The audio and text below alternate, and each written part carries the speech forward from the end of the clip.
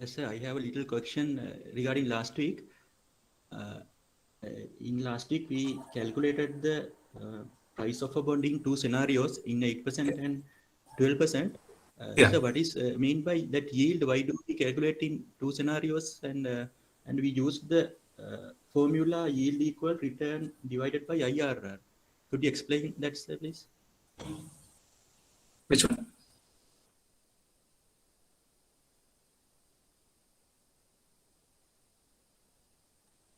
Yield return. Yes. It's the return that Price you of get. a bond, sir, we... Sorry, sir? Come again, what was the question? Sir, we did two workings last week in Price of a 8% bond? rate and 12% in two scenarios regarding the price of a bond in Excel sheet. Yes, price of a bond. And why do we calculate in two scenarios and what's the yield? That we use the formula return divided by IRR. Could you explain that, Yes. please? Yeah. Yeah.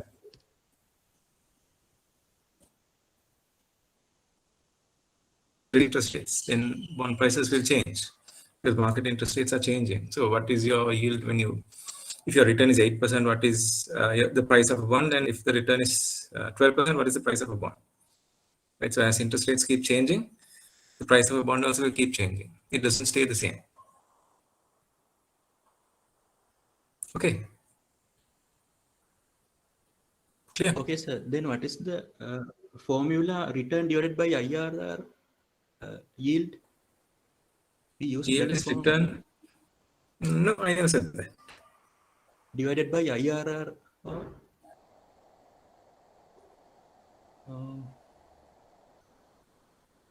in Excel file, Yield there is was return. such yield equal return divided by IRR.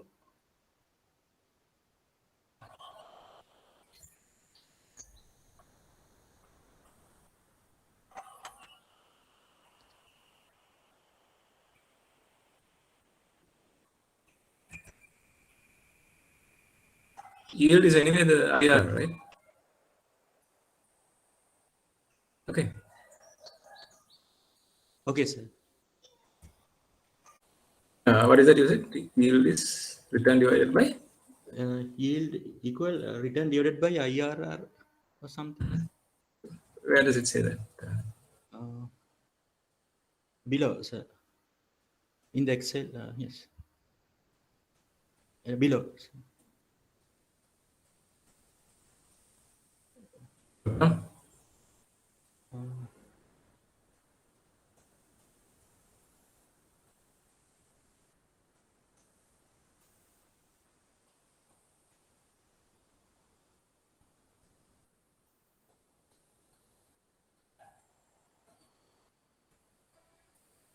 Yes, sir. Yield equal 12%. Return divided by IRR. No, return or IRR, stroke IRR. Right. Okay. Okay, sir. Yeah. Thank you. Yield is equal to return. Right.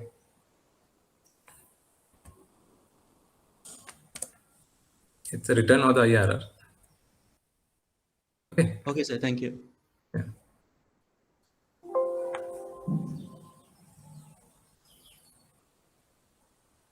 Any further questions?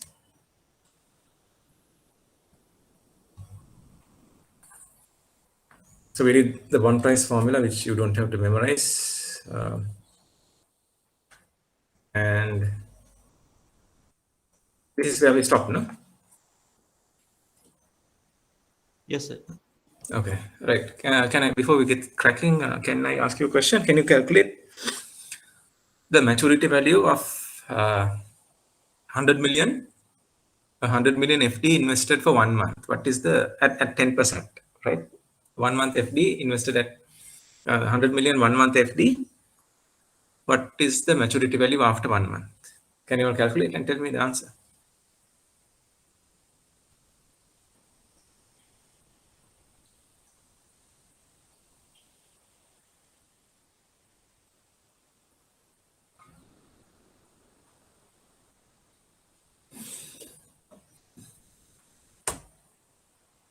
what is the maturity value of FD of a 1 month, if 100 million in, if you invest 100 million in 1 month FD at 10%, what do you get at maturity in 1 month?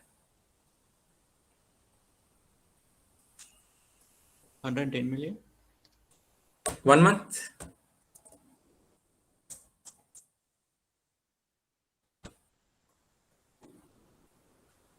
$833,000. Yeah.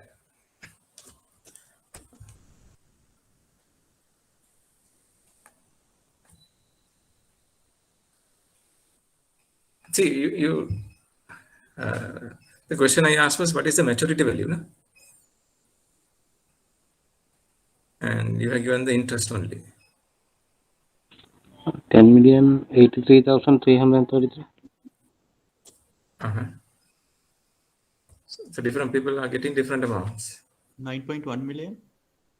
My goodness. Okay.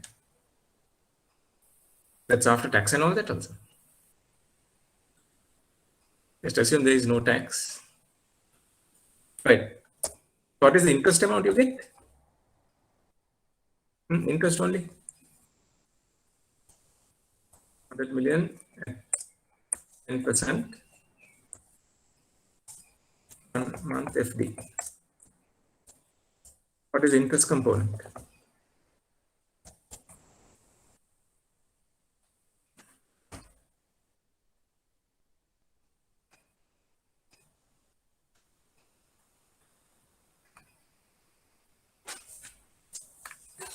What is the interest component? How much?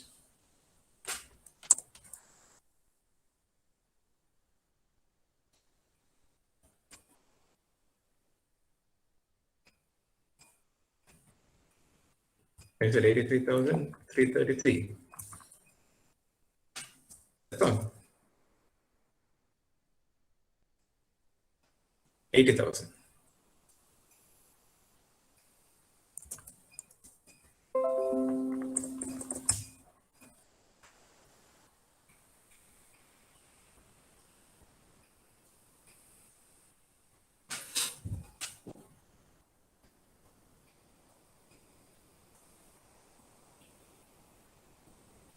Any other answers? So why are you all getting different answers? You all didn't ask me a very important question. Yeah, I said 1 month. No. You didn't ask me which month. Now, if it's February, then how many days?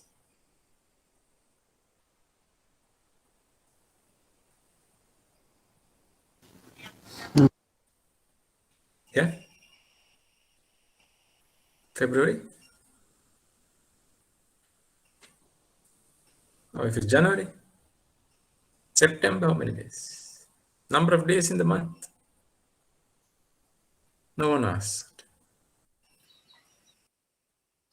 Isn't it? No. If this was February,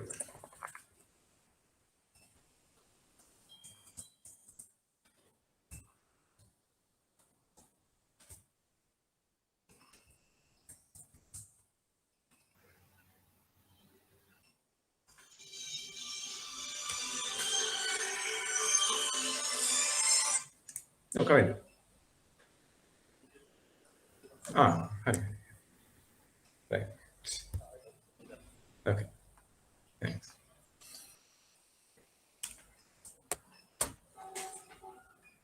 Yeah, February? 28 days. Then how about January?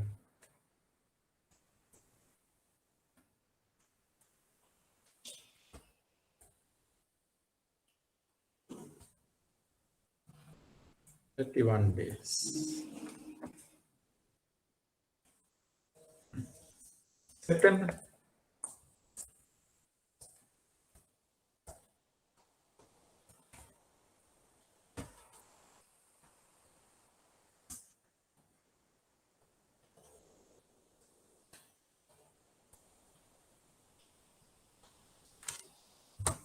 So I don't get your answer.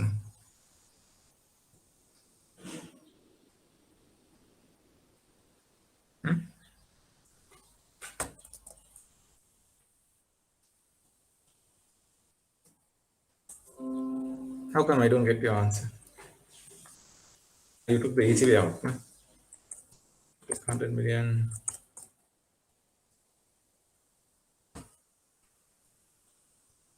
Divided by 12. Okay. Yeah. That's another way of doing it.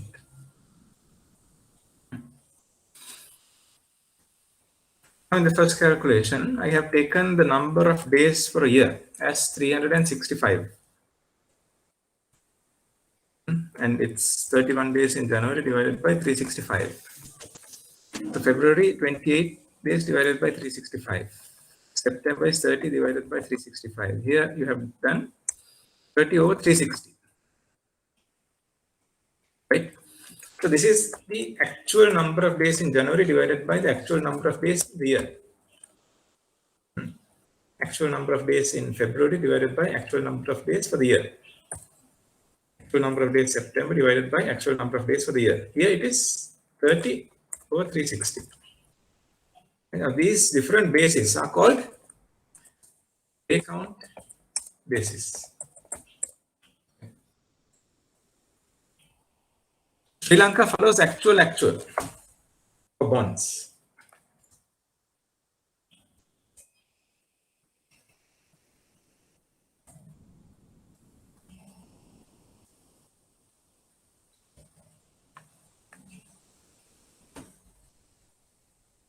Then for treasury bills, actual is 64. So this is another basis, 30 over 360. Then you have actual by 360. This is US bonds,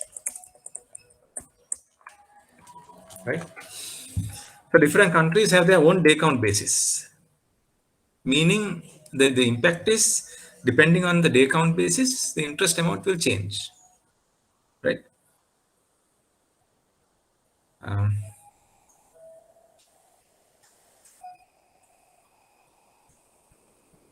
Understood? So day count basis, something very important. If you are calculating interest, it's very important.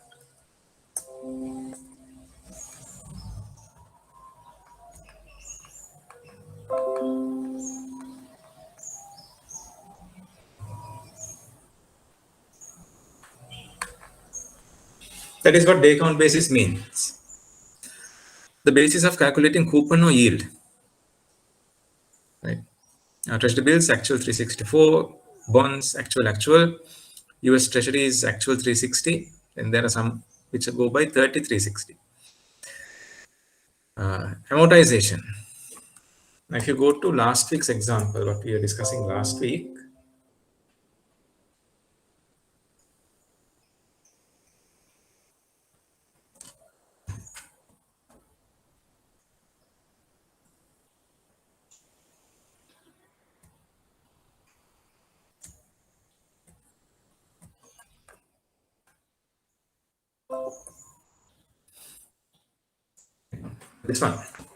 this example, when the yield was 12%, price 95.2.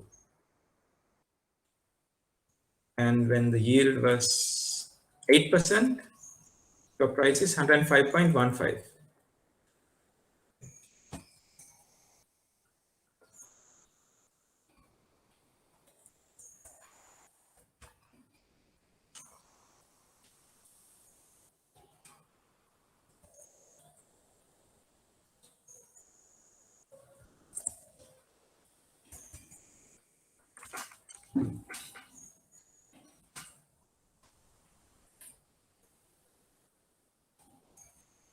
Okay. The yield is 12%, price is 95.2. Now, what happens to the price at maturity?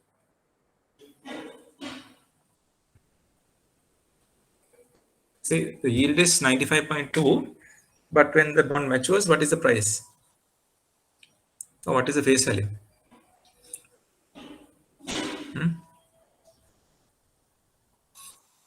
How much do you get when the bond matures?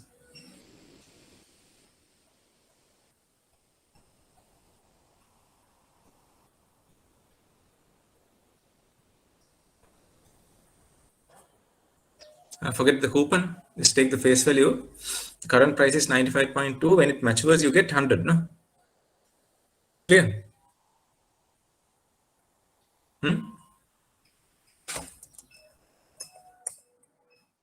Yes. Yes. Right. When the bond matures, you get 100.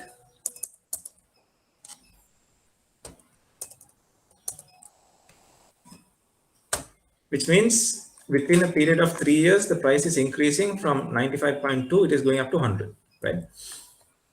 That means it is going up by 4.8. Whereas if the price is 105.15, when it matures, you get how much? Again, when it matures, you get 100, right? So in this case, the price is dropping from 105.15, it is dropping to 100.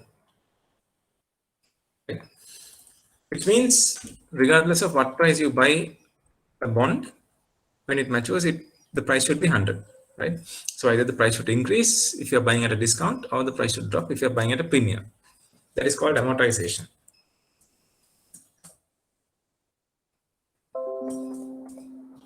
Understood?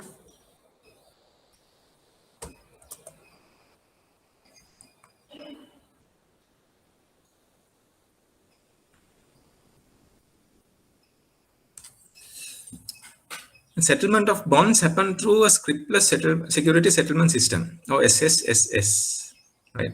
That means unlike some time back, now there are no scripts, no piece of paper being exchanged. It is all scriptless, all electronic. Script is called scriptless security settlement system. Bid and offer means the buying price and the selling price. We'll get to that later. Okay, when bonds are quoted in the market, there are two prices: the buying price and the selling price. Right? So let's not get confused. Just remember that there will be a bid and offer. Yield to maturity is the return that you get. And there are a couple of different kinds of yield. First one is the current yield. The bond interest rate as a percentage of the current price of the bond. That means a coupon as a percentage of current price is called current yield. Yield to maturity is the yield interest or the return that you get when you hold a bond until it matures. If you hold it until it matures, what the return you get is called yield to maturity. It is a measure of return on the bond if it is held until the maturity date. Yield to maturity calculation takes into account the current market price, par value, coupon interest, and time to maturity. It also assumes that all coupons are reinvested at the same rate. This is the price yield relationship of a bond. Right? Remember, there is a negative relationship or an inverse relationship between price and yield.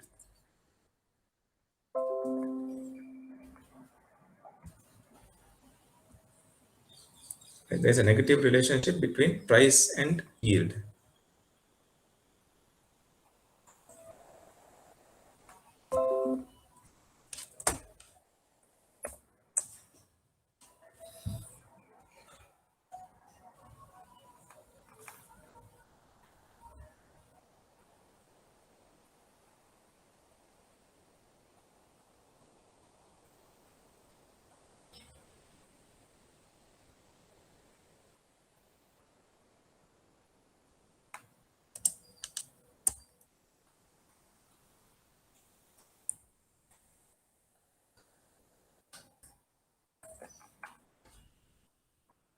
That's an inverse relationship.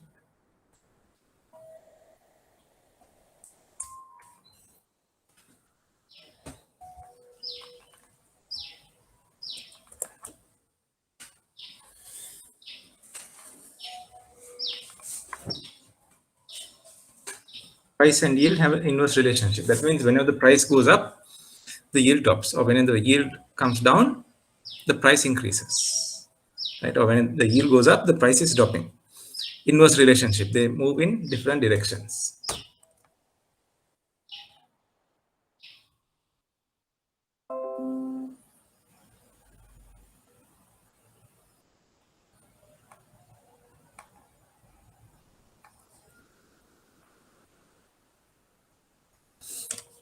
Accrued interest, right? So let's go back to the early example.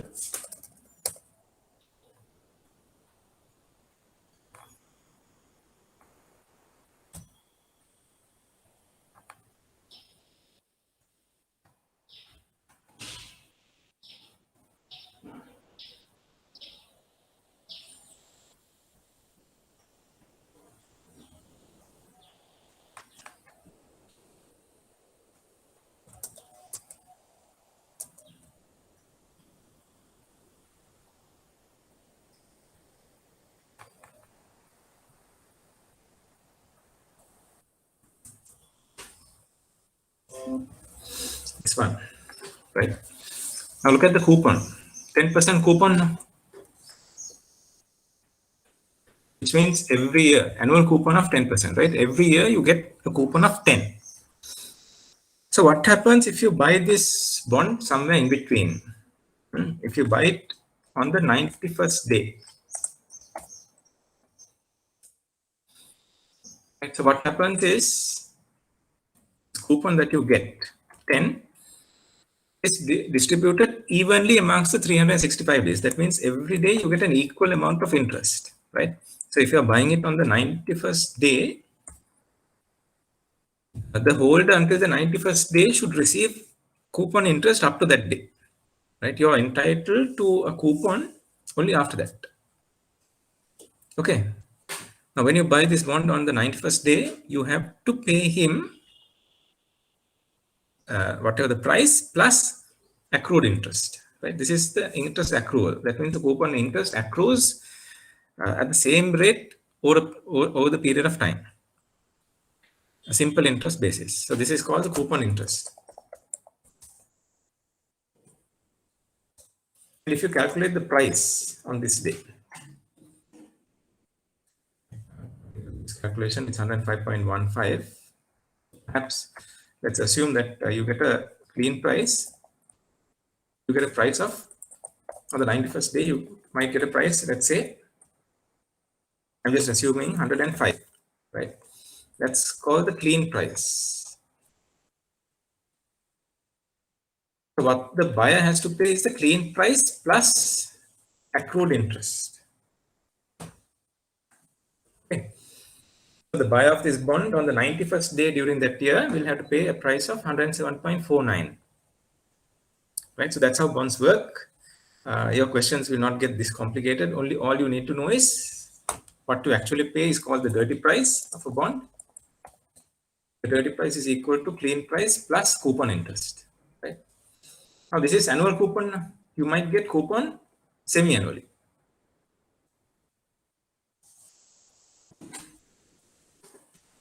Semi-annual coupon. That means every 6 months you will be paid a coupon.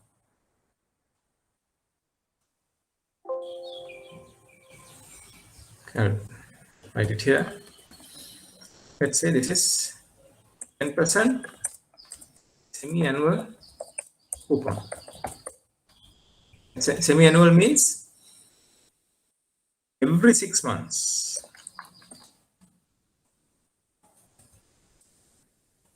You will get coupon. So every half year you get a coupon.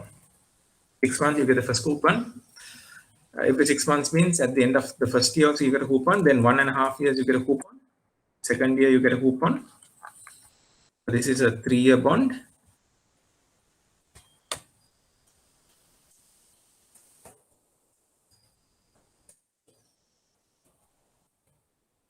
One and a half years you get, and third year also you get. And so semi-annual 10% coupon. That means 10% is the rate annually, but you're getting the coupon every 6 months. That means every 6 months, what is your coupon amount? How much coupon will you receive every 6 months? Any guess?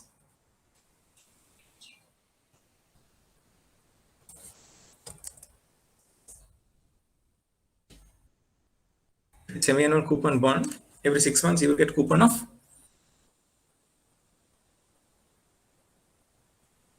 5%. Very good. 5.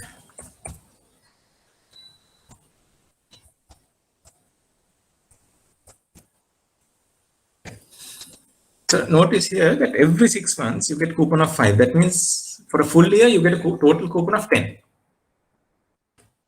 Okay, so that's why it says the coupon is 10%, but semi-annual means every 6 months you get a coupon. Okay.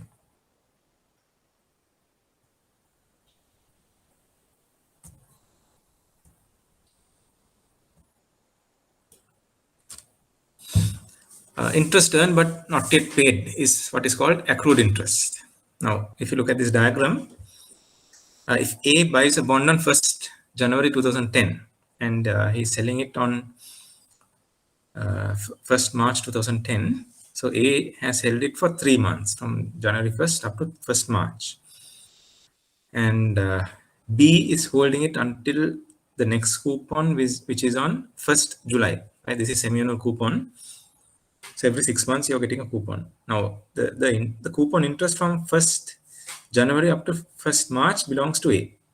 Right? B is entitled only to the coupon which comes after that.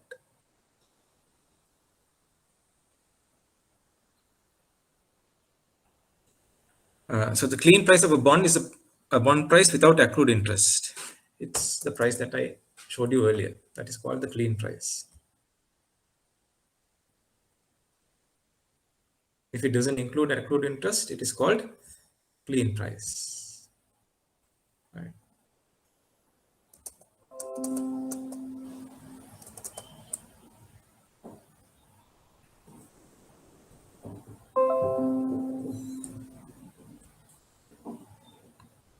So clean price plus accrued interest is called dirty price. That is what you actually pay for a bond.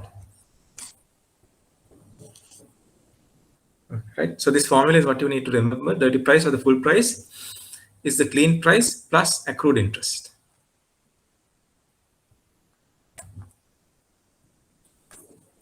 Then bonds with options.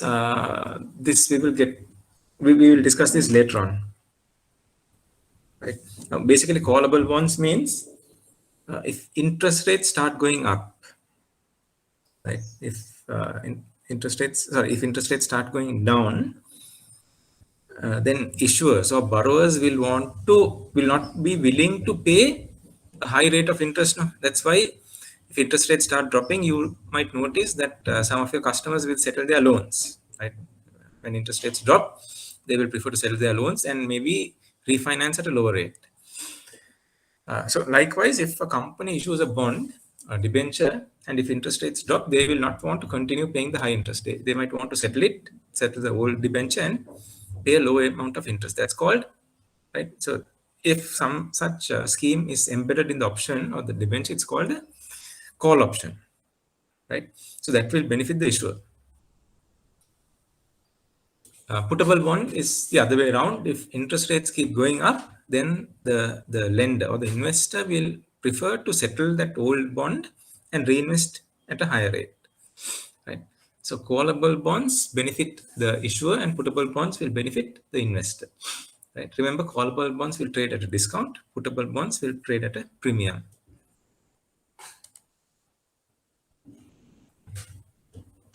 So then products that are formed out of fixed income or bonds are called repos and reverse repos. Right, you all would have heard of these terms, repos and reverse repos. What are repos and what are reverse repos? Have any of you done repos, reverse repos? If a bank is short of funds, right, and they are looking to borrow, then they'll have to use repos. Right. So let's say a bank has purchased treasury bonds. Now they want, about 2 weeks ago, central bank increased the reserve requirement also. No? So one option for banks to borrow is using repos, right? That means they are short of funds, so they can pledge their bonds as security and borrow. It's like in a housing loan, you mortgage your property and borrow against it. No, property is an asset, right? So you're mortgaging an asset and borrowing against it. So likewise, if the asset is a treasury bond, you can mortgage the treasury bond also and borrow against it. That's called a repo. Right? So whatever excess assets you have, you can pledge as security and borrow against it. Then the opposite, right? If you are lending and you want security, and now say in a housing loan, the bank takes the property as a security and lends against it. So likewise, if you want security when you are in your lending activities, you can do a reverse repo, right? That means you can take a bond as the security and lend against it. Yeah. Now, the important thing is when you do repos or reverse repos, you need to have a master repurchase agreement in place. Without that, don't ever do repos and reverse repos. It's actually a compliance requirement, right? Because actually, in a reverse repo or a repo agreement, you are outright selling the security, right? It's an outright sale and a buyback. That's why it's called a repurchase agreement. You're promising to buy back the security. Right? So you are outright selling it to the lender, and when it matures, you buy it back, right? So let's say, for example, you're selling the bond at a price of 90. Then you're buying back the bond after 1 year at a price of 100, right? So technically, you have sold the bond at 90 and you're agreeing to buy it back in 1 year's time at a price of 100. I'll just use the Excel once again.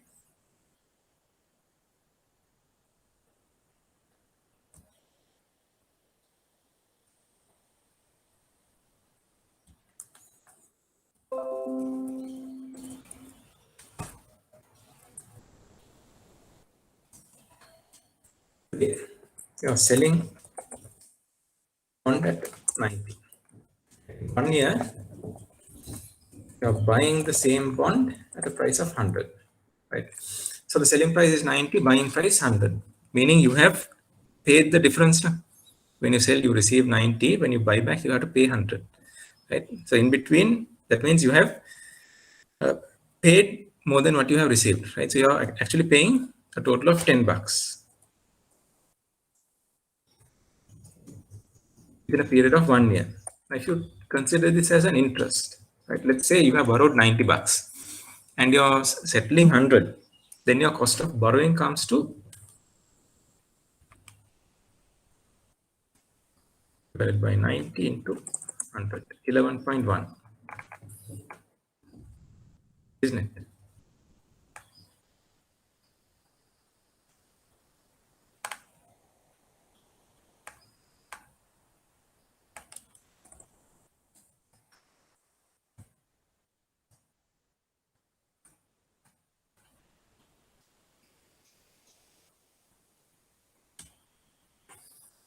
Right. So likewise, if you had bought the bond for 95, and when it matures, you're selling 100 in 1 year, then your borrowing cost is 5.26, right? So difference between these two prices will indicate the interest rate, effective interest rate. Clear? Understood?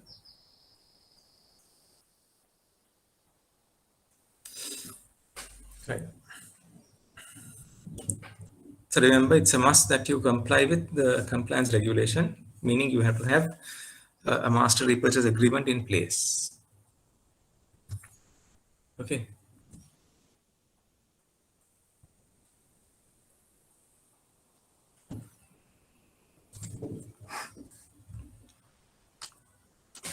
Any questions up to now? Yield curve. Right.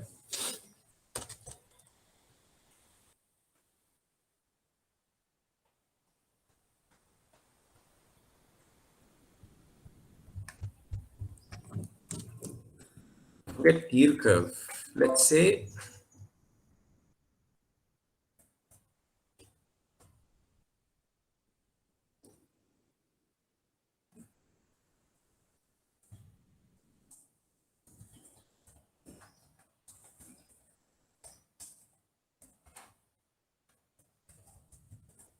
for your savings accounts, how much interest do you pay?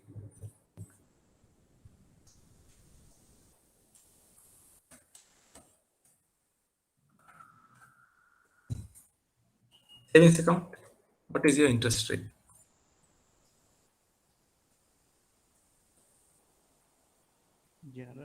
2.5. How much? 2.5%. 2.5. General savings accounts, yes. I can't hear. Is it 2.5? Yes, 2.5. Okay. 2.5%, right? What about the tenor? When can you withdraw from savings account? Overnight, no? If you want, you can pull your money out tomorrow, right? Then what about 1 month FD?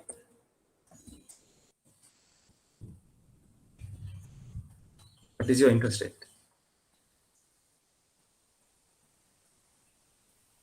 On 1 month FDs.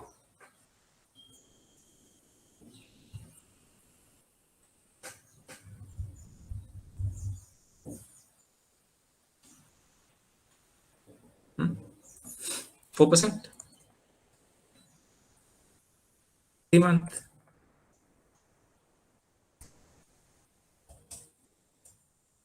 FD maybe 5%?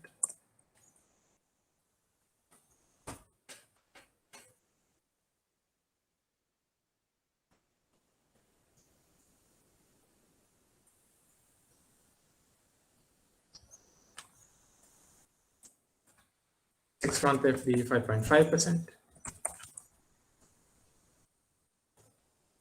1 year FD 6%.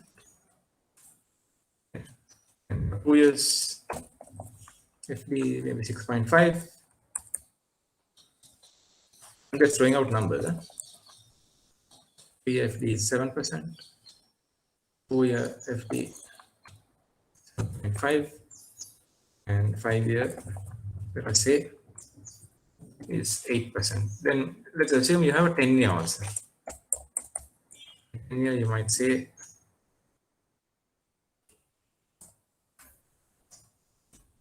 9%.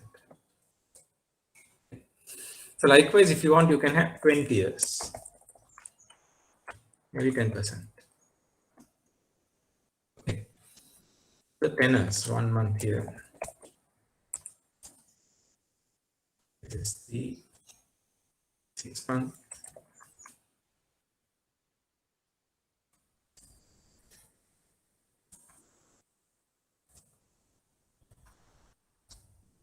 Yeah. 2 years.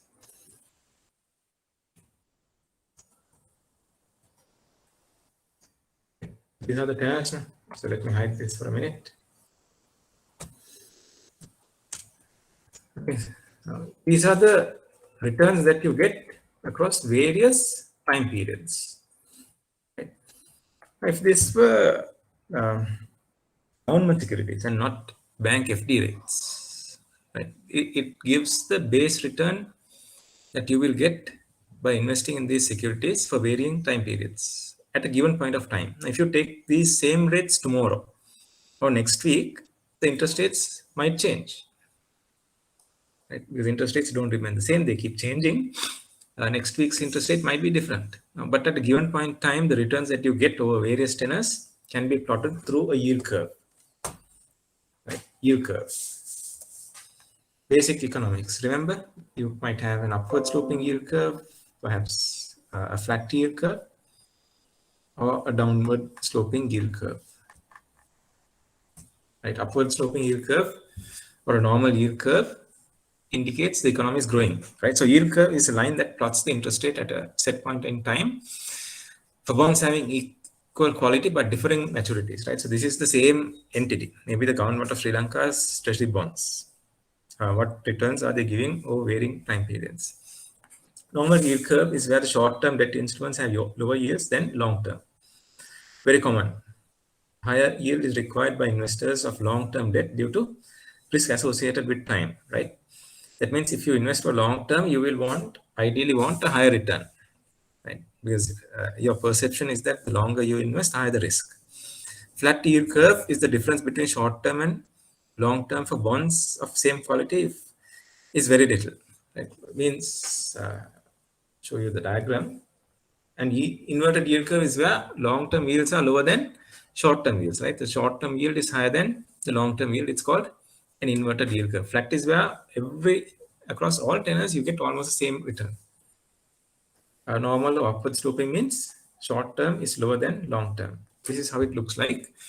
Normal is where short term is lower than long term. Flat is where almost all the across the board, all yields are the same. Inverted, long term yields are lower than short term yields. Right, so yield curve can change; they don't stay the same. In this diagram, it shows the fluctuation in the yield curve over a couple of years. What happened over a 3-year period, right? So you might see that in 2007, from 2007 up to 2010, US interest rates have dropped, right? So theory of yield curves, expectations theory. Now that means if you expect long-term interest rates to go up, right? If you expect long-term interest rates to go up, and if you're a lender, will you prefer to lend short-term or long-term? If you're an investor and you're expecting interest rates to go up in the future, will you prefer to invest short-term or long-term?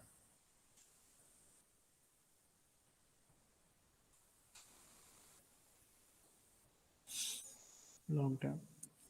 Huh? Long term. Yeah, if you expect interest rates to go up, you will prefer to invest long-term or Short short-term? term. Short term. Yeah, short term, obviously. So all investors will want to invest in the short run, the short term, right? Everyone will want maybe 1 month FDs. But if you're a borrower and you see that long-term interest rates are going up, right? Interest rates are going up, then you will prefer to borrow short-term or long-term.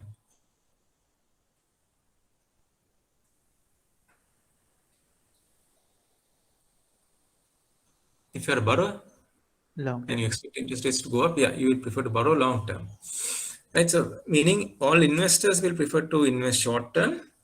Right, so the supply of credit in the short term will increase. When the supply goes up, the price comes down. Whereas all the borrowers will prefer to borrow long-term borrowings.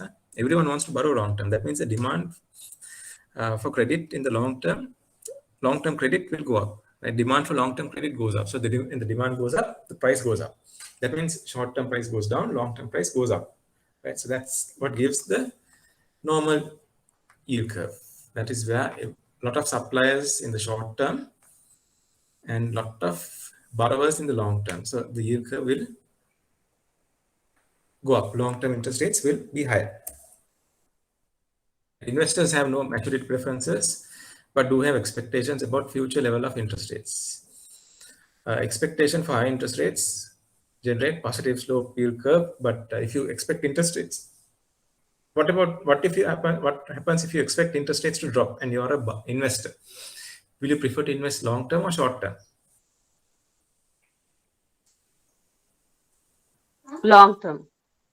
Yeah, you prefer to invest long term. So the long term supply increases. Then if you are a borrower,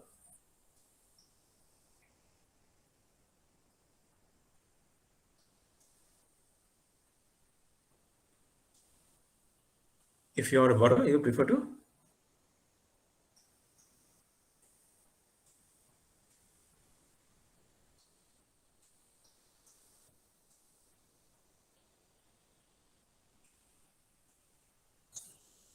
borrow long term or short term.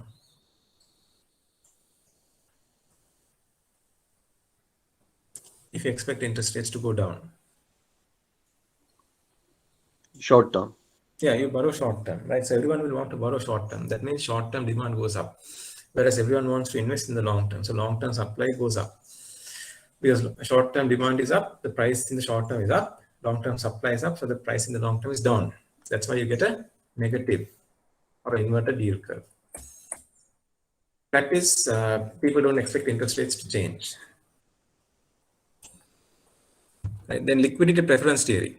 That means you expect liquidity to be high in the short term and might dry up in the long term. Right? So short term interest rates will be lower, whereas long term interest rates will be higher. Investors prefer liquidity and borrowers prefer long-term funds. So that's why you get a upward sloping yield curve. The long-term bonds are less liquid than a short-term bond, and liquidity premium leads to positive slope. Upward yield curve does not necessarily imply interest rates will go up in the future. It might be due to liquidity preference. Market segmentation theory. That means if you take some of the institutional investors like banks and insurance companies, banks usually have short-term liabilities, whereas insurance companies have long-term 20-30-year life policies, long-term liabilities, right? So depending on their requirements, they might prefer to invest either short-term or long-term. Now banks, because their liabilities are shorter term, might prefer to invest short-term. Insurance companies, long-term. Investors have preferred segments dominated by their liabilities. Neither borrower nor investors are willing to shift from one sector to another. The shape of the yield curve depends on the demand and supply of securities within the sector. Credit rating. I think we discussed last week, no? Credit rating. Rating agencies. Right? Can you give me examples of rating agencies?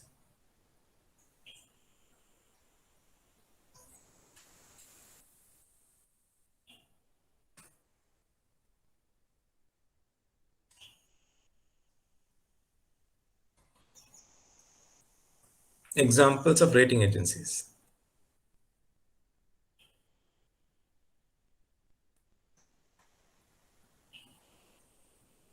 Fitch rating. Yeah, Fitch. Good. Anything else?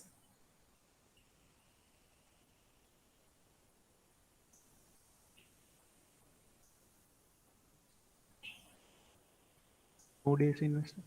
Moody's. What else?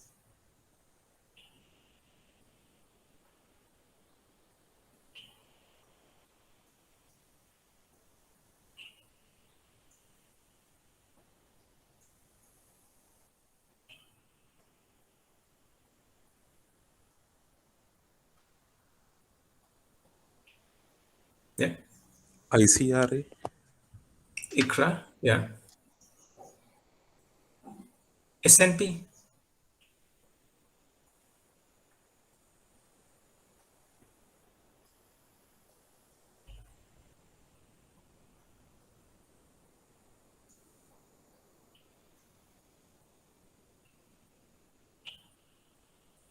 Right.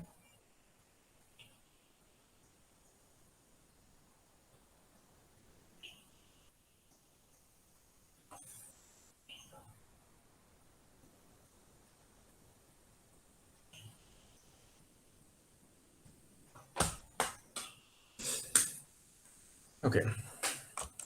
We have Moody's, Fitch, S&P, ICRA. These are rating agencies.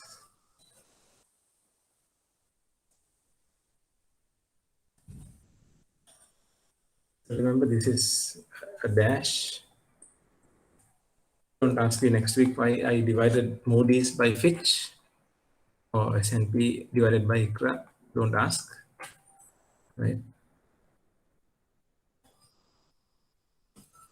But there are two kinds of ratings. One is investment grade. One is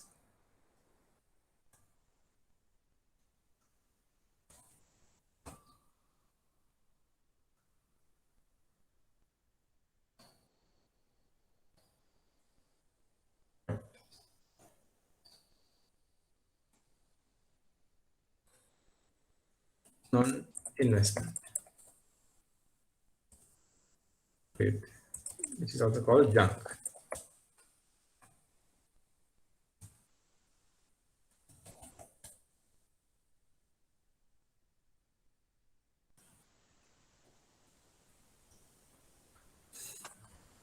Right. So what is the highest possible investment grade?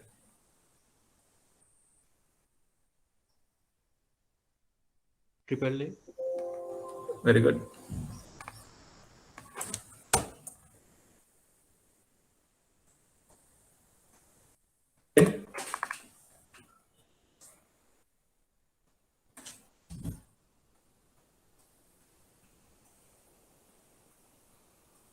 After AAA, AA plus.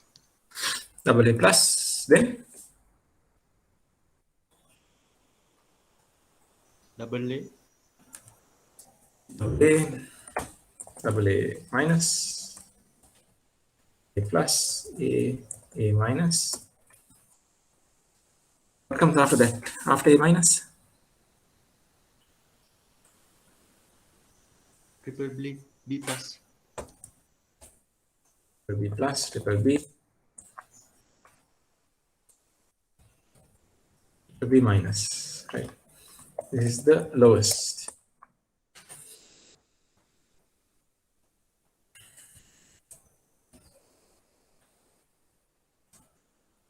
Remember, highest investment grade AAA, lowest investment grade BBB minus. What is the highest non-investment grade?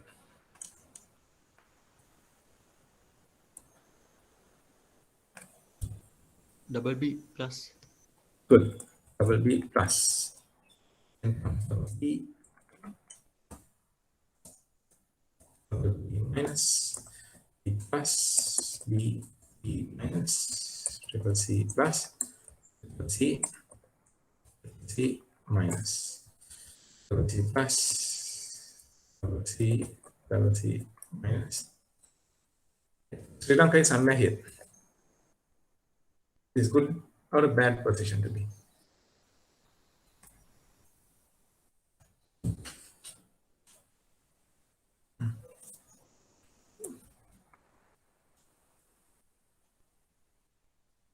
Because these ratings are a little dodgy. Huh?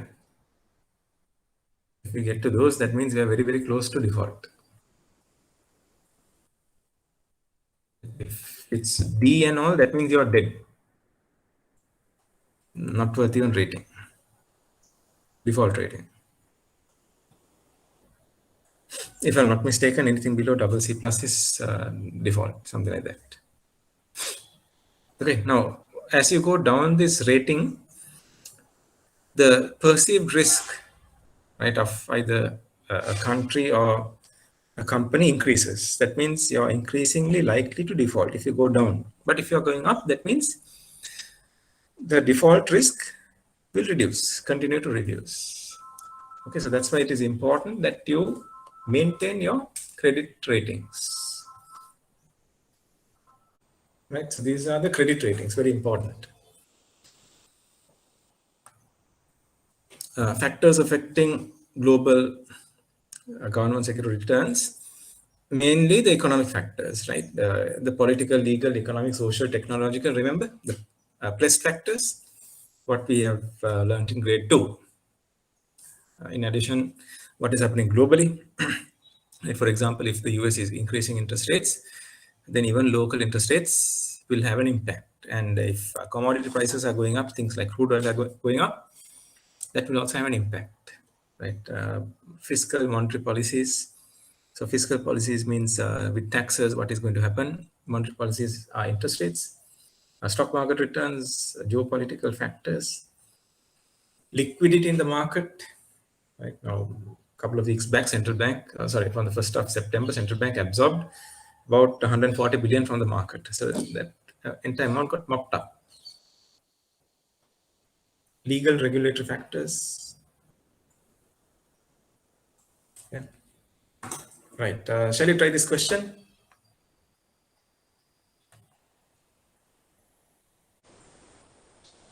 So the question says, a lender bought a paper for 100 for 1 year and receives 110 in 1 year. Right? So the return that he gets is very simple, 10%. No?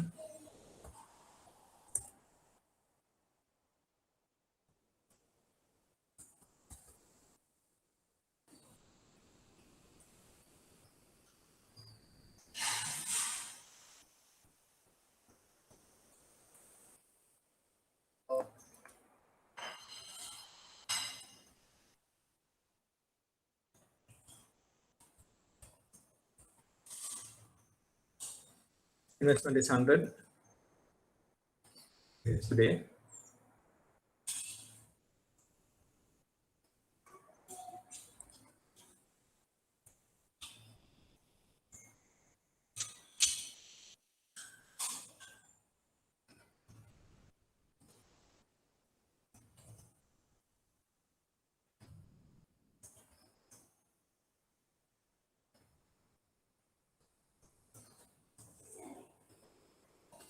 and at maturity you get 110, right? So your return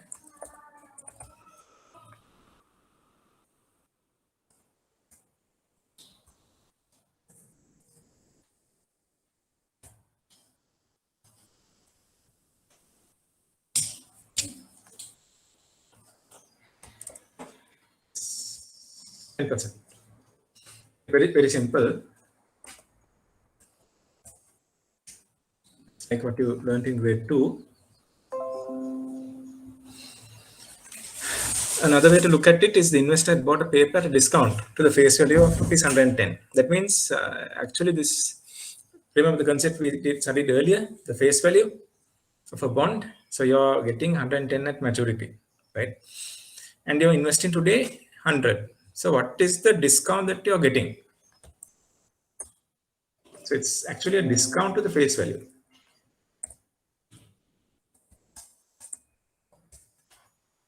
Isn't it?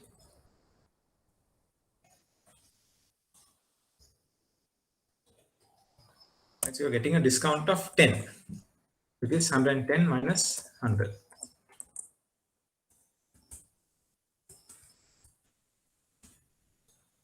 As a percentage of the face value, it is 9.09%.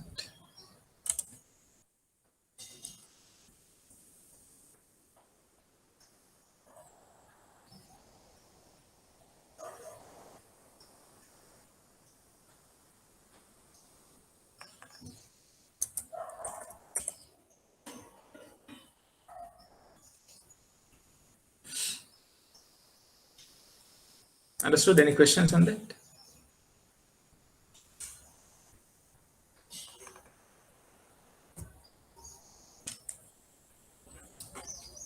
Okay, so the discount rate is actually the future value minus today's value as a percentage of the future value into the day count basis. So let's try this one, this example.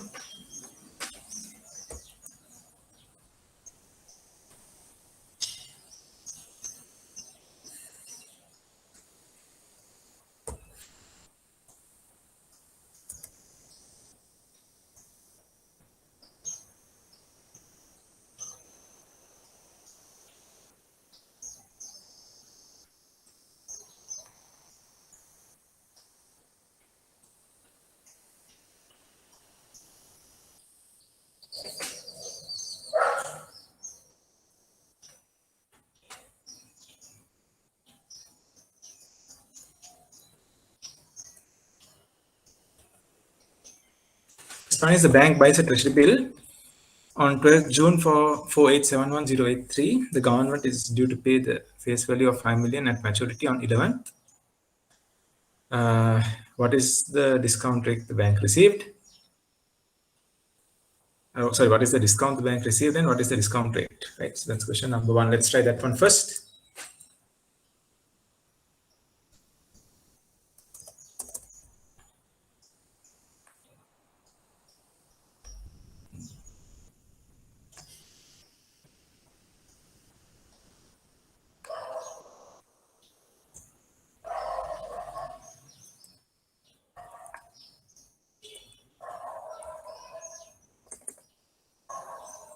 Buys a treasury bill on 12th June.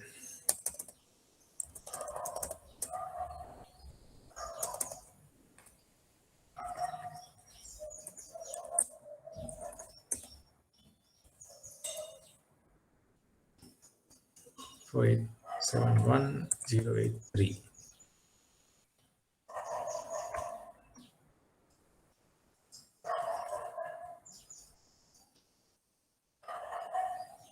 Face value on 11th December. 5 million.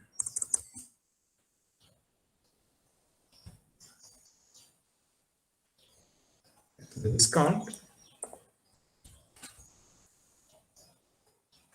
is the future value minus the present value. That gives you the discount. Discount rate.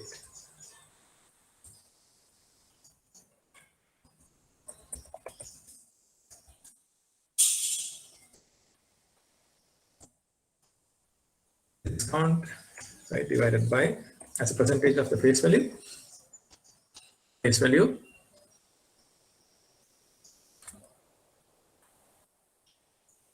number of days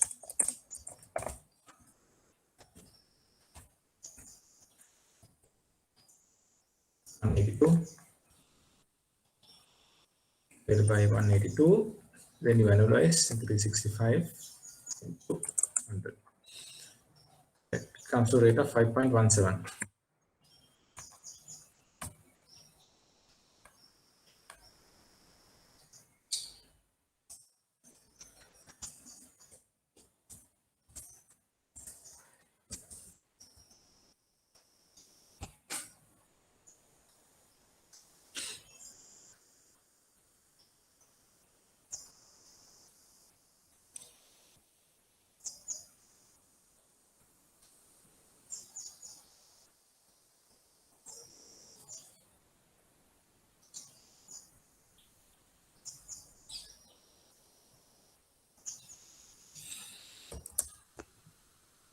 So can you show me the calculation again?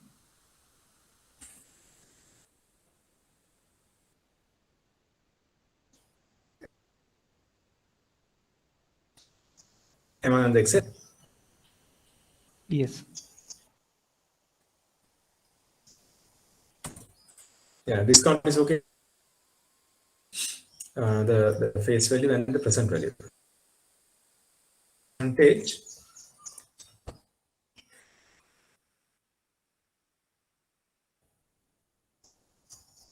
will be the discount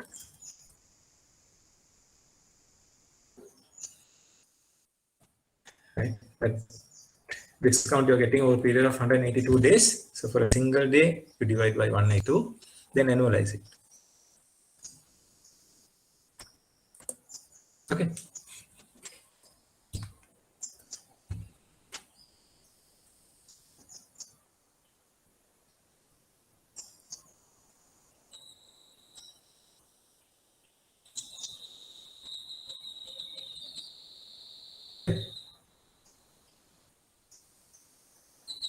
Okay, sir, got it. Yeah.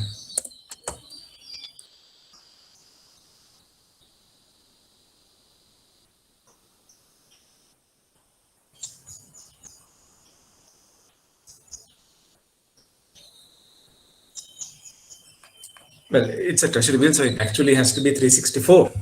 But in your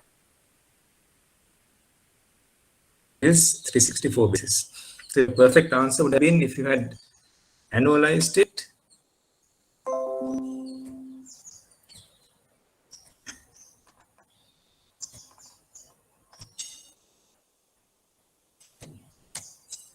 On a Not 364 365, day basis. Pardon? Sorry? why it is 364? Treasury bills 364.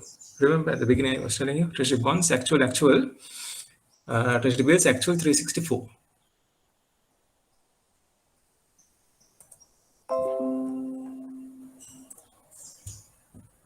Okay, well, even in your case, you can even use 365. It doesn't make a big difference. But perfect answer would have been 364. That's the convention.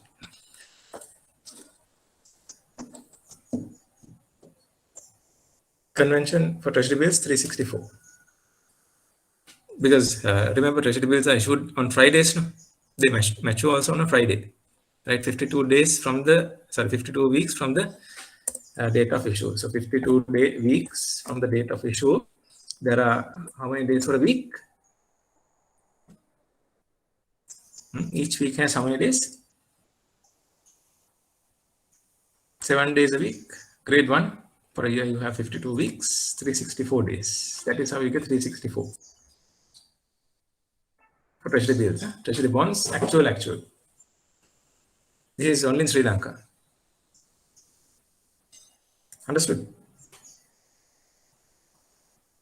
So, Yeah. Clear?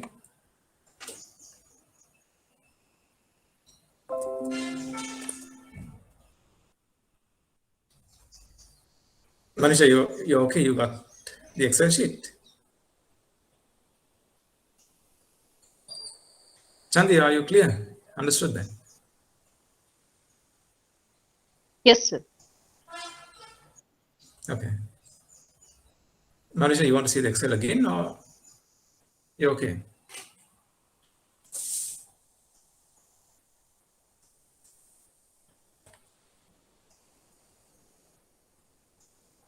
Hello?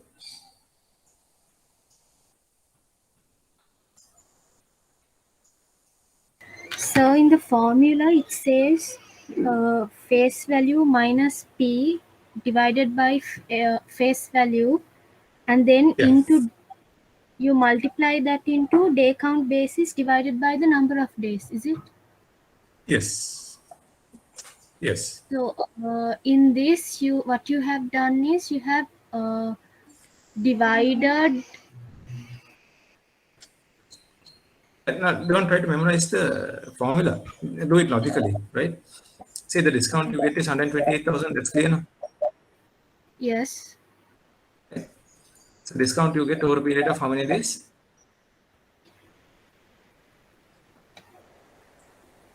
Now, just assume something like this. If let's say these days we take, I was going to use sugar, but sugar might be a little controversial these days. So let's take something like a T-shirt, right? T-shirt price is face value is marked as 500 rupees, and if you are getting a 10% discount, you calculate the discount based on the marked price or the discounted price. Market price. Yeah, so market price is 5,500 rupees. 10% discount means 90% of that 450. No, you have to pay. It's likewise the marked price in this is 5 million or the face value, right? So the discount you get on the face value. That is why you're going to use the face value as the basis, and the discount you receive is 128,917. Correct? That is the difference between the price you're paying now and the value that you're getting when it matures. Okay, so this comes to the discount. Why is 182 days multiplied by 364? It has Okay, to be now this, divided, no? yeah. See, from 12th June to 11th December, 182 days, correct? Yes. Right. Okay, so this discount of 128,917, you get over a period of what? How many days?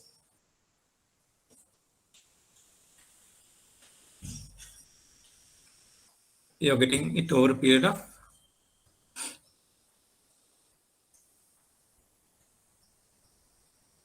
364. no, 182 days. Nah. For this 182 days only, you're getting this discount, right? Yes, 12th June, you're investing 4.8 million. 11th December, you're getting 5 million in return, right? So during that 182 days, you're getting a discount of 128,000, 129,000 almost. For 182 day period, you're getting this discount, isn't it? When are you investing? Yes. Right. See, you're investing on 12th June, you're getting the return on 11th December, right? So only 182 days.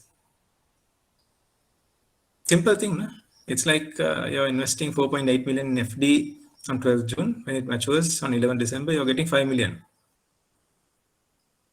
Right? How do you calculate the return? Very simple calculation. Don't get messed up.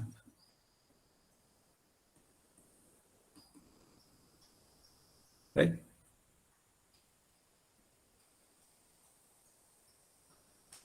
Okay, so this discount you receive over a period of 182 days. So what is the annualized discount rate?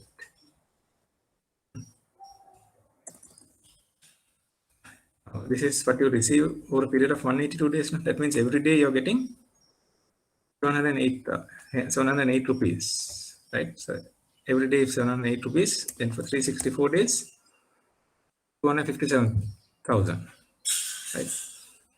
257,000 divided by 5 million, percentage is 5.16.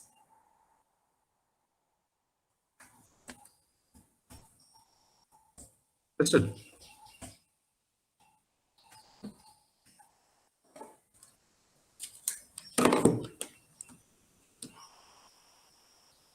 Clear?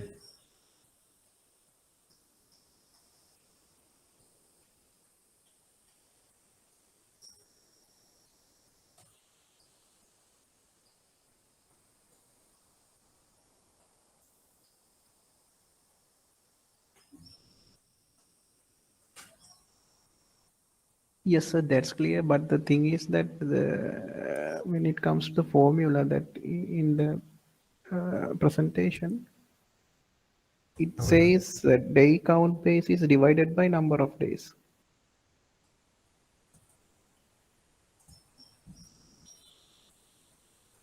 Yeah, don't memorize formulas. Use this.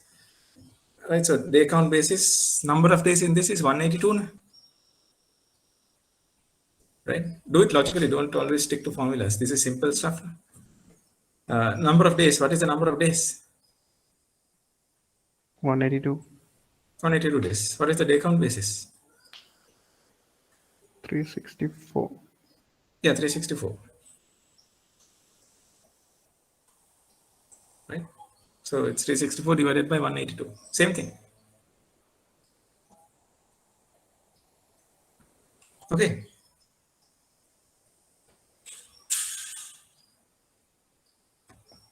Clear?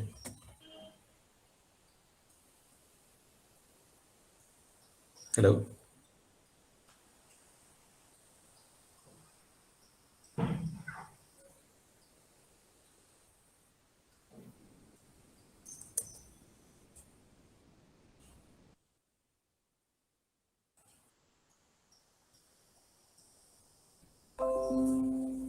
All right.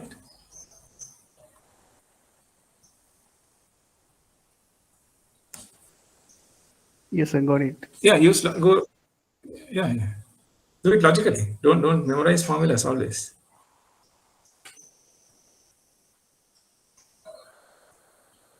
That one is right.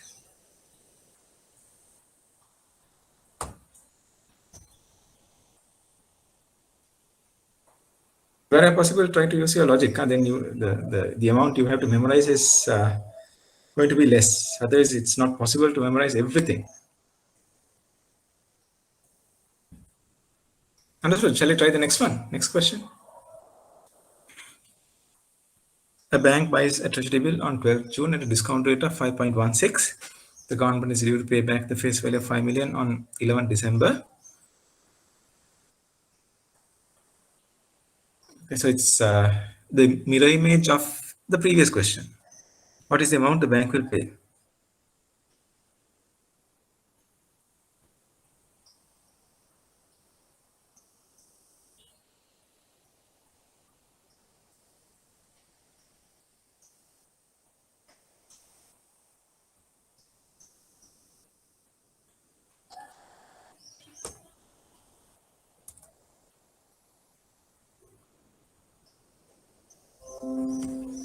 The exact opposite, isn't it?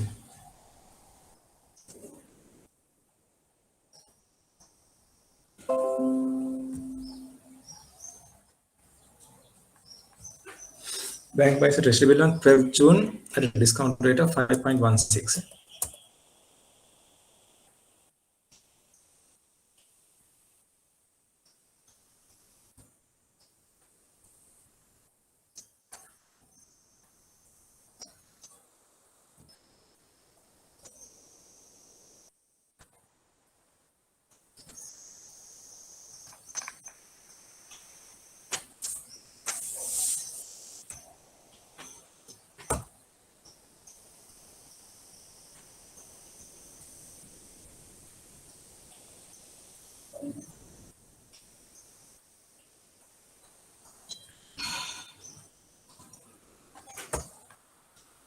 So can I see the question again? Ah,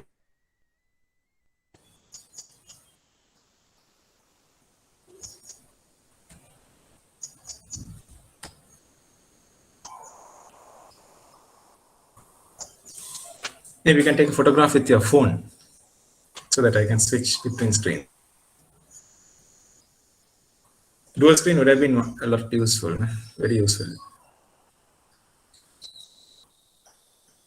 Okay, bank buys a bill on 12 June, discount rate of 5.16.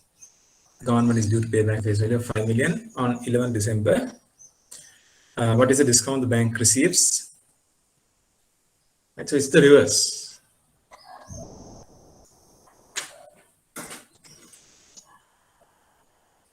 June, the bank is buying the treasury bill and the discount rate is given as 5.16. Right, so 5.16, remember, is the annualized rate. You have to calculate the discount for the number of days.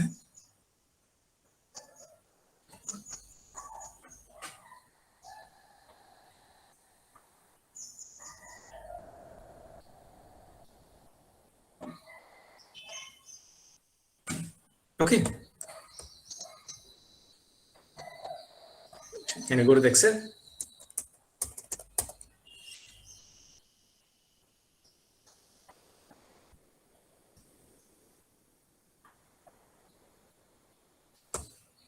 Discount. Face value 5 million. Remember, you get the discount on the face value, right? Because when you order Uber Eats or Pick Me, they give a 10% discount on the face value, isn't it? So your discount you get on the face value. 5.16 divided by 364 into 182. 129,000.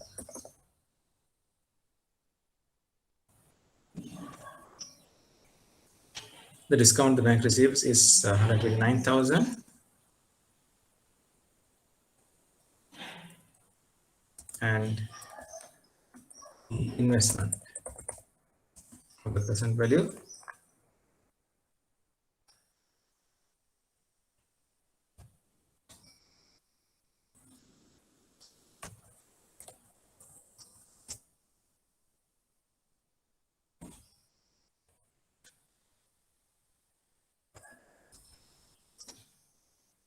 is the face value minus discount. Clear?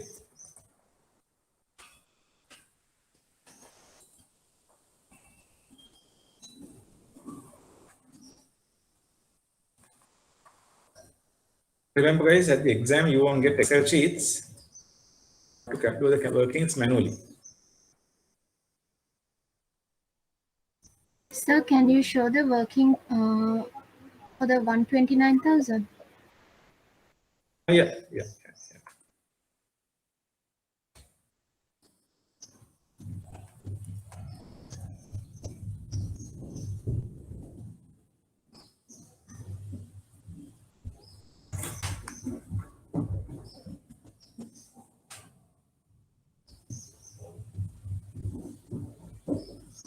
So if you're buying a car for 5 million, right, and you're getting a 5% discount, so the discount amount will be the 5 million into 5%. No? Here the only difference is, since it's a financial instrument, you have to base it on the number of days. That is the only discount, only difference.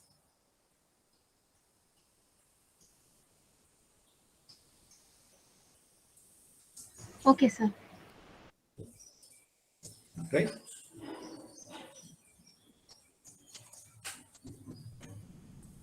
Any more questions?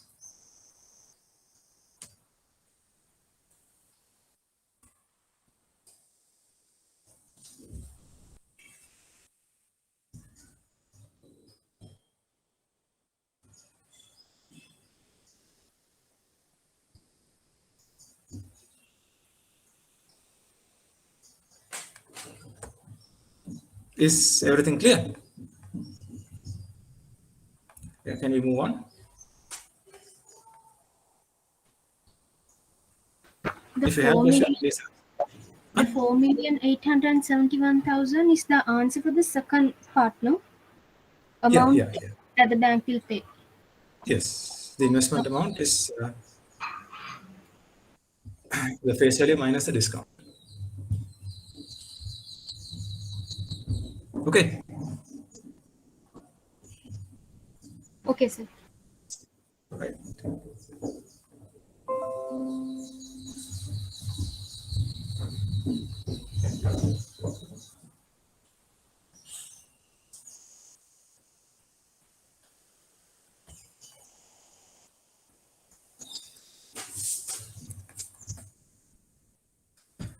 Rate of return. Right. Two main types of rates of return: yield to measure what will be your return. In other words, what is the IRR? We have already discussed this, right? So yield is your IRR. A holding period return, meaning if you had held on to the investment for 2 years and then sold it off, what would be your return for those 2 years? Yeah, because you are selling at that point, you're not worried about what is going to happen after that. At the point of sale, what is your return?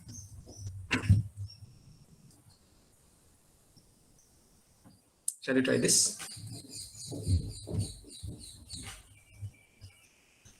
The bank takes a deposit of 1 million from a customer on 22nd July and commits to pay back 1,025,205.48 on 22nd October.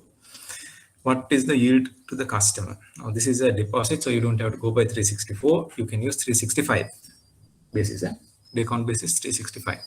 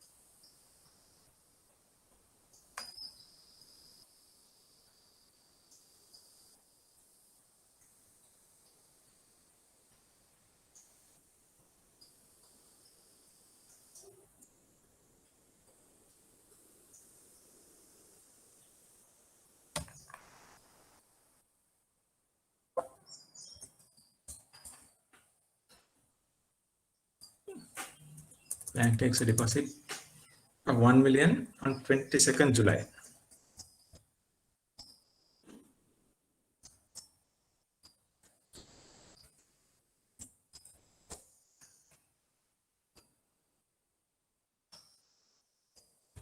For clarity, I will write these also for you.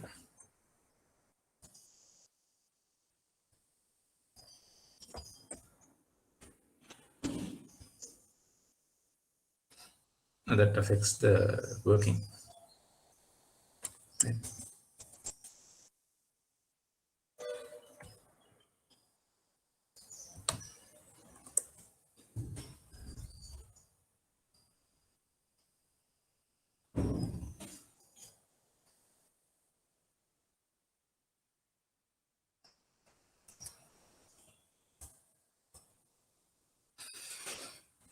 And commits to pay back 1,025,205.48 on 22nd October.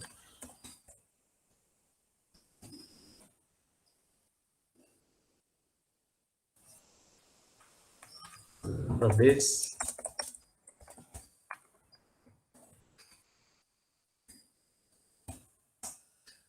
days.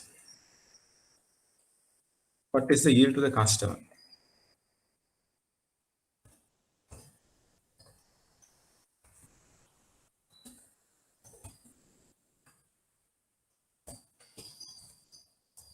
Meaning the return. No? They're not asking, remember, they're not asking for the discount. No? They're asking for the return. Okay, so return is based on what? The maturity value or the amount you invest. How do you calculate return?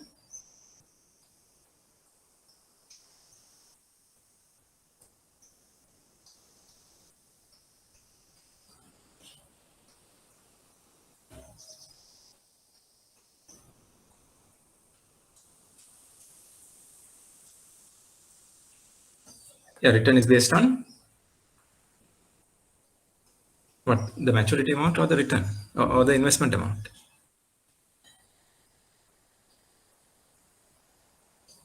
Investment amount. Investment amount, yes.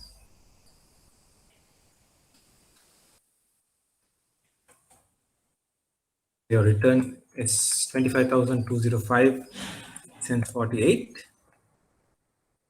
divided by your investment of 1 million.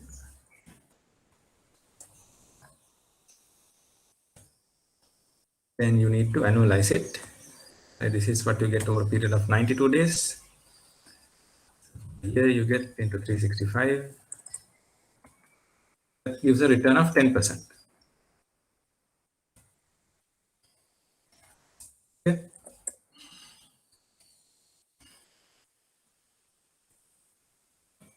Okay.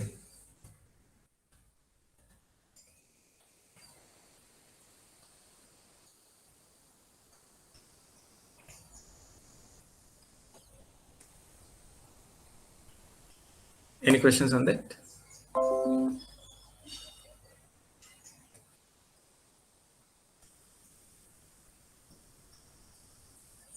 If there are no questions, let's move on to question number 2. The bank buys a treasury bill on 12th June for 4871,083. And the government is due to pay the face value of 5 million at maturity on 11 December. So what is the yield to the bank?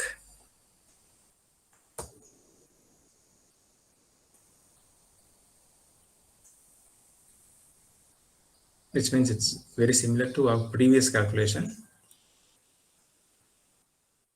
Earlier we calculated discount. Now what is the yield?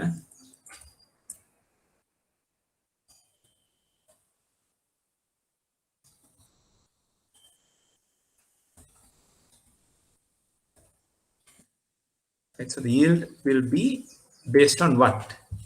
Your investment amount or the face value?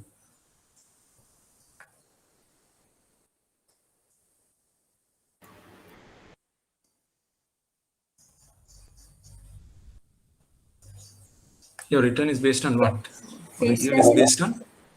Face value. No. Yield, that is, no. Discount is based on face value. Return is based on the Investment. amount you invest. No? Yeah. Clear? Right. So your return is 128,917 divided by your investment of 4871,083, which you are getting over a period of 182 days. Annualize at 5.31%.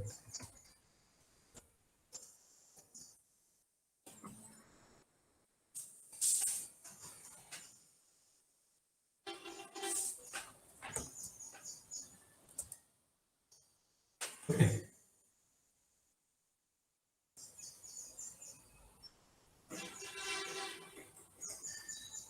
Got it?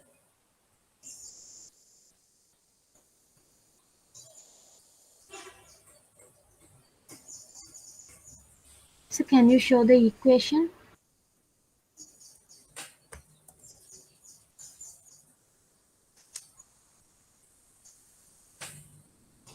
That is your return divided by your investment, then annualized.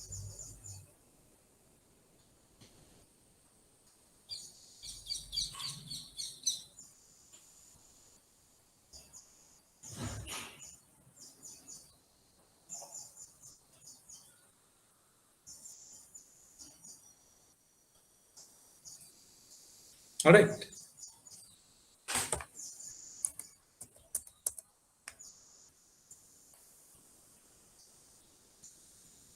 Okay, sir. Yeah.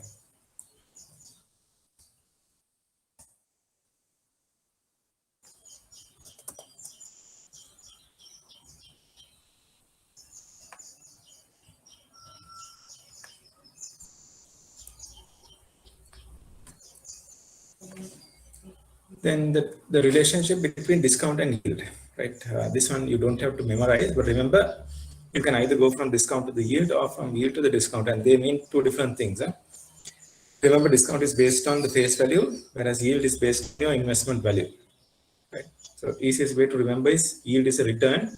You calculate return based on the amount you invest, and discount, right? When you go to even a food city or a supermarket, wherever you want, you get the discount based on the price that is marked on the item. No? That means face value, right? You get a discount on the face value. Yield is based on your investment. That is what you need to remember. Right? Any questions up to now? So can I see the formula again, please? Yeah. On the Excel, no? Which one? No. On the Excel. Ah.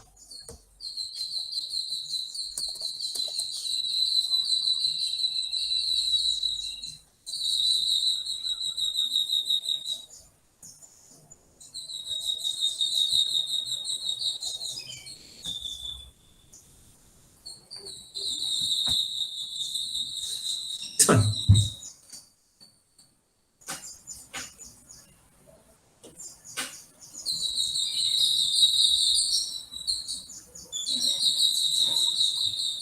Don't try to memorize. Just remember it logically. Discount rate Yeah. into number Okay. of days and day divided by day basis. Is it? Yeah, whether it's 365, 364.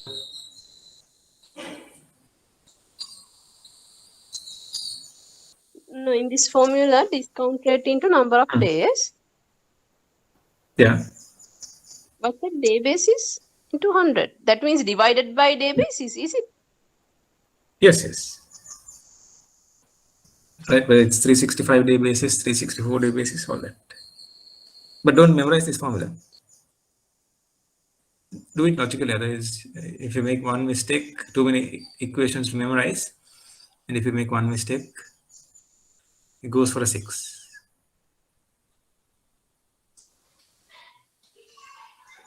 Okay.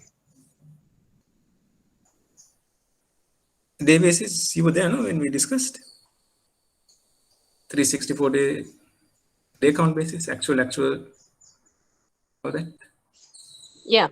at the beginning. Yeah, that basis. Yeah, I know it's been about almost 2 hours since we touched based on day basis, so by now I would have forgotten. It's called short-term memory loss. Right. Clear? Any questions on that?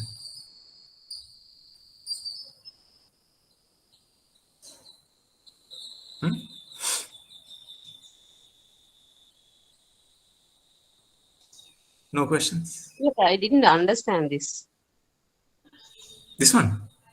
Yeah. But can you do it logically? You don't have to find yield based on discount rate and all that, but if you are given to calculate the discount,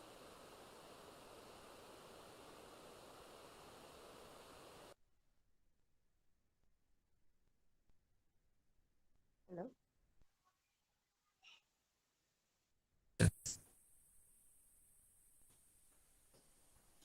Hello? did you understand these questions?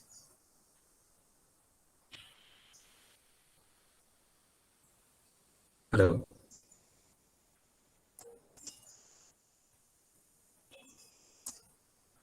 So when we are calculating the yield, how Yeah. do we get the day basis for the after we are getting the discount and calculating the interest rate, the percentage value, we are getting the day count basis and the number of days, So Yeah. into the reverse side, so we are taking the number of days and the day count basis. Reverse meaning?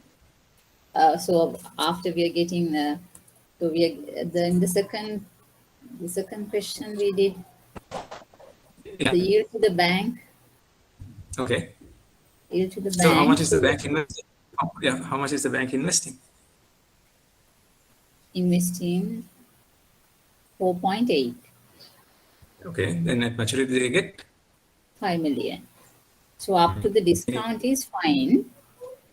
So how do we get the yield? So with the I'm messing up with the number of days and the day basis.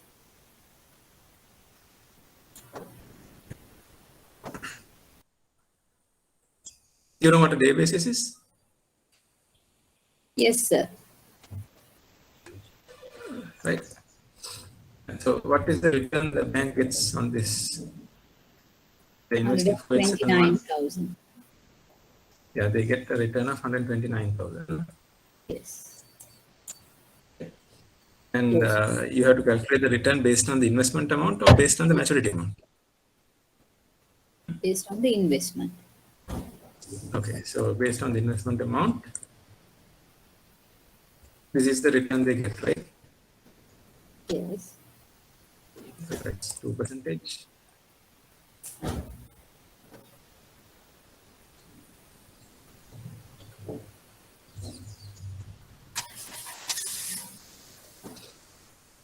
Based on the investment amount, you get 2.65%, right? Yes. Now, this return you're getting over here for what? How many days? 182 days. Right. So 182 days, you're getting 2.65%. That means for a year, you're getting? Okay. Okay. So I have to get into the per day and into 364 days. Yes. So for one day, you're getting divided by 182 into 365. Okay. With the equation only, sir, it's messing up with the thing. Okay. Okay. Thank you, Okay, sir. just do it logically. Don't go by the equation. Unlike present value calculation, this is not very technical. You can do it logically, right? Everything you don't have to memorize the equation.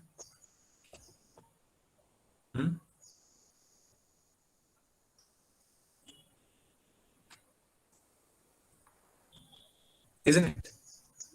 Understood? Yeah?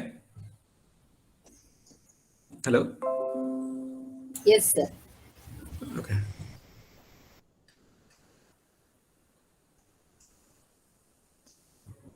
Right, can we move on then? Any further questions? No? Right. Bond price sensitivity. How does, what impacts the price of bonds, right? And by what amount impact? Okay. Let's see. But basically, what the concept that we are going to discuss is called duration. The best way to illustrate duration is to show you an example, an illustration.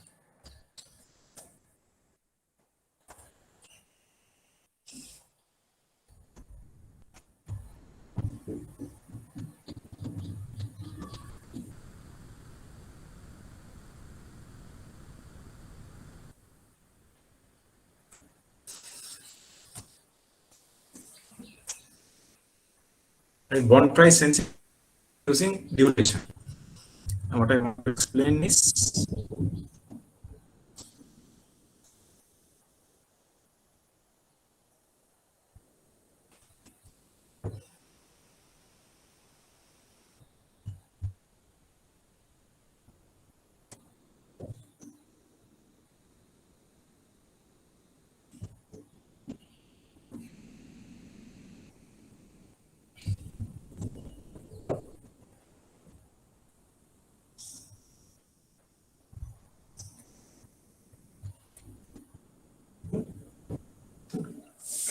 no, this is what I want to show you. Right, at the bottom, can you see this image? Coconut trees with grass. So it looks like a coconut plantation.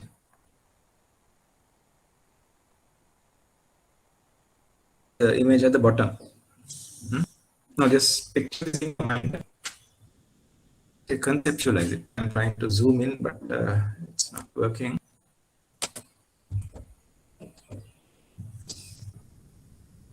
Can you all see the image? No, sir. No, sir. Answer.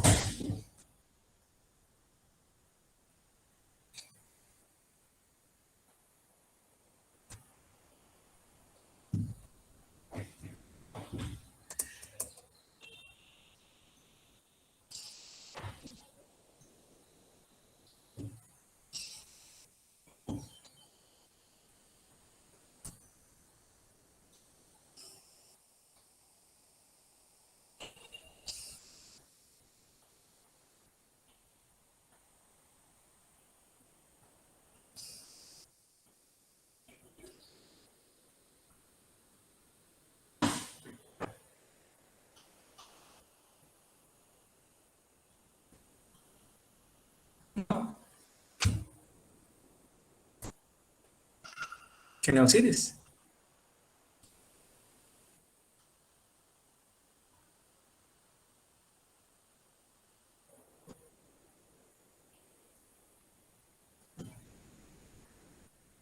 Hello. No, sir.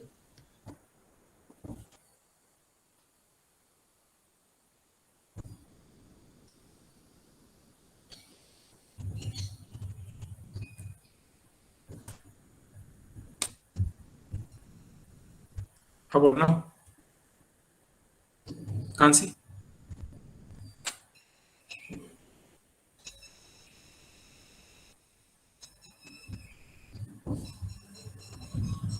Can you Can see? see.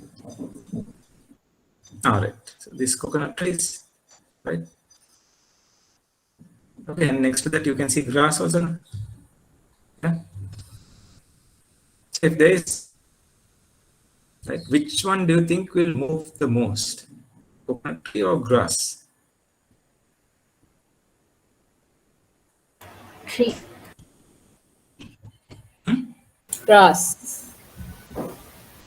Grass is moving more.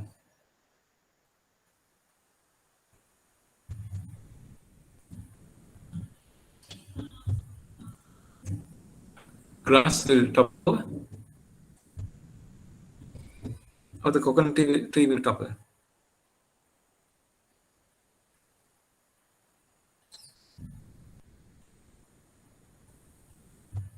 Understood? What do you think will topple? Is more likely to topple, grass or the coconut tree? Tree, no? Yes, there is wind. The coconut tree will move more, no? Isn't it? If wind blows in this direction, right? Yes. So the tree will move, right? It will start leaning, whereas grass will not move. Okay, now which one is taller, tree or grass? Tree. Tree. So the tree is more sensitive, isn't it, to wind, right? So if the height of this tree is the duration, then the wind is the interest rate, right? The longer duration is more sensitive to interest rates. Right? Longer duration is more sensitive to interest rates than shorter duration. Okay, so that's the concept of duration. Now, the next thing we should realize is what impacts duration. Basically, the maturity and the coupon. Maturity means the longer the maturity, higher the sensitivity, or higher the duration, and smaller the coupon, again higher the sensitivity, right? We have run out of time. We will stop with that. So we'll continue from where we stopped next week also. Okay. All right. So thank you very much. Stay safe. I will see you all next week.